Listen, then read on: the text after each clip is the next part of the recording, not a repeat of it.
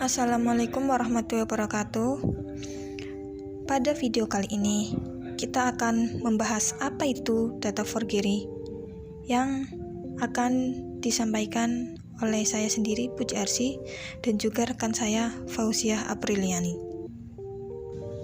Apa sih yang kita bahas pada video kali ini? Apa saja intisarinya? Yaitu pertama, apa itu definisi dari data forgery? Dan yang kedua adalah apa saja faktor penyebab terjadinya data forgery. Yang ketiga yaitu beberapa contoh kasus data forgery, dan yang terakhir yaitu tips agar bisa mencegah terjadinya data forgery. Baik, kita masuk ke pembahasan pertama, yaitu mengenal data forgery. Apa itu data forgery? Data forgery merupakan kejahatan dengan memalsukan data pada dokumen-dokumen penting yang tersimpan sebagai scriptless dokumen melalui internet. Kejahatan ini biasanya ditujukan pada dokumen e-commerce dengan membuat seolah-olah terjadi salah ketik yang pada akhirnya akan menguntungkan pelaku karena korban akan memasukkan data pribadi dan nomor kartu kredit yang dapat saja disalahgunakan. Intinya, data forgery yaitu tentang kejahatan memalsukan data-data atau meretas data-data yang kita miliki. Kita ke pembahasan kedua, yaitu faktor penyebab terjadinya data forgery. Ada beberapa faktor penyebab terjadinya data forgery, dan yang kami akan sampaikan yaitu terdapat 3. Yang pertama yaitu faktor politik. Faktor ini biasanya dilakukan oleh oknum-oknum tertentu untuk mencari informasi tentang lawan politiknya. Nah, maksudnya itu seperti ketika ada sebuah pemilu, maka kandidat nomor 1 dan kandidat nomor 2. Kandidat nomor 2 akan mencari apa saja data-data yang dimiliki oknum 1 untuk menjatuhkan oknum 1 ataupun sebaliknya. Lalu yang kedua adalah faktor ekonomi. Karena latar belakang ekonomi orang bisa melakukan apa saja, apalagi dengan kecanggihan dunia cyber, kejahatan semakin mudah dilakukan dengan modal cukup dengan keahlian di bidang komputer saja.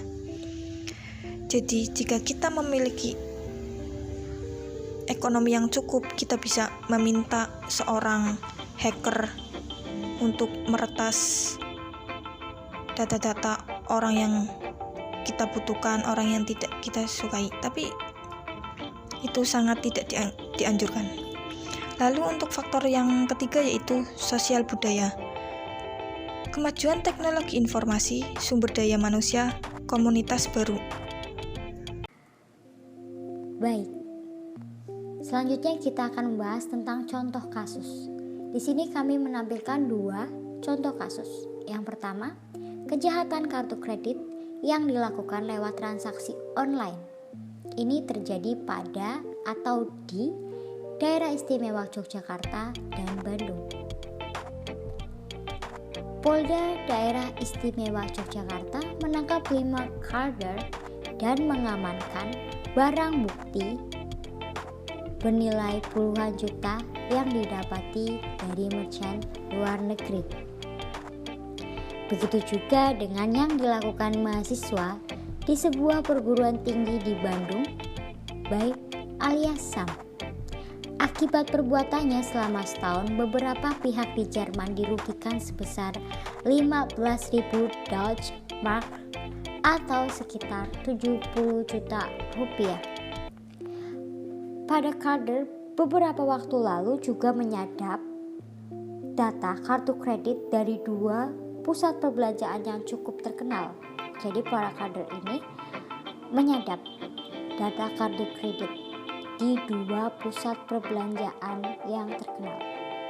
Caranya, saat kasir menggesek kartu pada waktu pembayaran, pada saat data berjalan ke bank, saat itulah data dicuri. Akibatnya, banyak laporan pemegang kartu kredit yang mendapatkan tagihan terhadap transaksi yang tidak pernah dilakukannya. Modus kejahatan ini adalah penyalahgunaan kartu kredit oleh orang yang tidak berhak Motif kegiatan dari kasus ini termasuk ke dalam cybercrime sebagai tindakan murni kejahatan. Hal ini dikarenakan si penyerang dengan sengaja menggunakan kartu kredit milik orang lain. Lanjut pada contoh kasus yang kedua, yaitu kejahatan pada M-Banking BCA atau data forgery pada M-Banking BCA. Pada tahun 2001, internet M-Banking diributkan oleh kasus pembobolan internet banking milik BCA. Kasus tersebut dilakukan oleh seorang mantan mahasiswa ITB, Bandung, dan juga merupakan salah satu karyawan media online, saltnet.com, yang bernama Stephen Haryanto. Anehnya, Stephen ini bukan insinyur elektro ataupun informatika, melainkan insinyur kimia. Nah, Stephen ini memiliki ide timbul karena Stephen juga pernah salah mengetikkan alamat website. Kemudian dia membeli domain-domain internet dengan harga sekitar $20 yang menggunakan nama dengan kemungkinan orang-orang yang salah ketik tadi, dengan tampilan yang sama persis dengan situs internet M-Banking BCA. Jadi dia juga pernah ketipu dan dia akhirnya punya ide untuk menipu orang lagi, tapi membeli domainnya sekitar $20 gitu. Nah, situs internet M-Banking yang sama persis dengan situs M-Bankingnya BCA melalui www.klikbca.com seperti klikbca.com, klikbca.com, klik kilckbca.com, seperti itu situs-situsnya. Nah, jadi orang tidak akan sadar nih bahwa dirinya telah menggunakan situs aspal tersebut karena tampilan yang disajikan sesuai dengan situs aslinya. Jadi itu kayak contoh situs-situsnya itu saat diklik tampilannya sama. Jadi orang gak akan sadar kalau itu tuh sebenarnya bukan situs resmi dari Bank BCA. Hacker tersebut mampu mendapatkan user ID dan password dari pengguna yang memasuki situs aspal tersebut. Namun, hacker tersebut tidak bermaksud melakukan tindakan kriminal seperti mencuri dana nasabah. Hal ini murni dilakukan atas keingintahuannya mengenai beberapa banyak orang yang tidak sadar menggunakan situs klik atau klikbca.com, sekaligus menguji tingkat keamanan dari situs milik BCA tersebut. Jadi para hacker di sini yang melakukan kejahatan pada data forgery biasanya ini cuma iseng. Apakah ada banyak orang yang tidak sadar tentang seperti ini situs-situs atau website aspal? Dan di situ hacker tuh biasanya cuma kayak ingin tahu tentang keamanan atau security data dari Bank BCA gitu. Nah, hacker-hacker yang dalam tindak kasus kriminal ini itu dia tidak memiliki niat untuk mencuri dana-dana dari nasabah. Mereka cuma hanya menguji, ingin tahu seberapa mana security atau keamanan website resmi dari BCA, seperti itu. Nah, Stephen Haryanto dapat disebut sebagai hacker karena dia telah mengganggu satu sistem milik orang lain yang dilindungi privasinya, sehingga tindakan Stephen ini disebut sebagai hacking.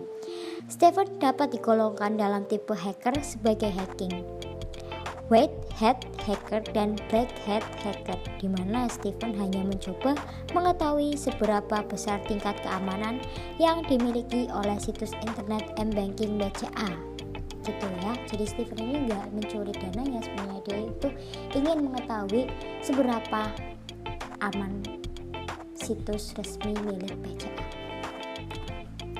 Oke, lanjut ke pencegahan terjadinya data forgery. Ya, yang pertama, itu perlu adanya cyber law, yakni hukum yang khusus menangani kejahatan-kejahatan yang terjadi di internet. Itu harus pasti, harus ada hukumnya. Ya. Yang kedua, perlunya sosialisasi yang lebih intensif kepada masyarakat yang bisa dilakukan oleh lembaga-lembaga khusus. Jadi kita tuh bersosialisasi ke semua kalangan ya, agar mereka juga mengetahui bahwa ada nih suatu kejahatan yang dilakukan di dunia maya atau internet, kayak tadi data forgery. Yang ketiga, penyedia web yang menyimpan data-data penting diharapkan menggunakan enkripsi untuk meningkatkan keamanan. Jadi kalau mempunyai website, kita harus juga pintar untuk mengamankan atau menenkripsi data-data agar aman terkendali. Dan yang terakhir, para pengguna juga diharapkan untuk lebih waspada dan teliti sebelum memasukkan data-datanya di internet. Jadi diharapkan jika kalian ingin memasukkan data seperti email atau login di PC, laptop ataupun lebih teliti agar data-datanya itu tidak dicuri oleh hacking dan penjahat internet lainnya. Oke, hanya itu saja yang bisa kami jelaskan. Kurang lebihnya kami mohon maaf. Wabillahi taufiq wal hidayah. Wassalamualaikum warahmatullahi wabarakatuh. Terima kasih. Sampai jumpa di semesta berikutnya.